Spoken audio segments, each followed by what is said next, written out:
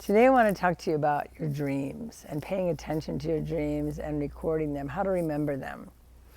Because there's so much potent information coming through right now that I'm on and off with my dreams, but lately it just seems like it doesn't make sense to ignore it because so much is happening. So I wanted to give you a 5-step process that you can use to remember your dreams. The first step is to clear your bed off. I have a king-size bed, and so a lot of times as a single person, a lot of crap ends up on the other side. So I clear all that off before I go to bed because all that clutter, it just clutters your dreams. So that's step 1. Step 2 is to journal about your day before you go to bed and write 5 things that you're grateful for. And then at the end, then whatever your question is, you want to form it into this structure. I don't know what blah, blah, blah, blah, blah is, but I sure am excited to find out. God, please show me in my dreams what the answer is to this, or how this will work out. And that's a really great segue, a command to the universe to show you in your dreams whatever it is. And then the next thing you want to do is put your phone by your bed and keep it on so that in the middle of the night when you wake up and you have this aha, whatever it was, to talk it into your phone. And don't think anything's too short or too crazy, because I used to, and so I didn't do it.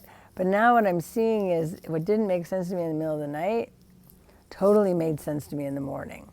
And the other thing too is when you start speaking what you're feeling or experiencing in the middle of the night, sometimes this will activate your clairaudient senses and you'll start channeling something that will come through. And a lot of times too, when you do this method, at least for me, I wake up in the morning and I have more recordings than I even remember making. So I really advise to record in the middle of the night. And then the next thing you want to do in the morning is you want to transcribe it.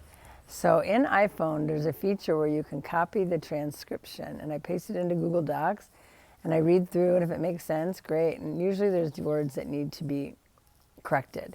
So I'll listen to the recording, and then I'll correct the transcription. And then I'll journal about what I think it's about. And then when I've gotten as far as I can, then I put it into chat, and I ask chat, what do you think?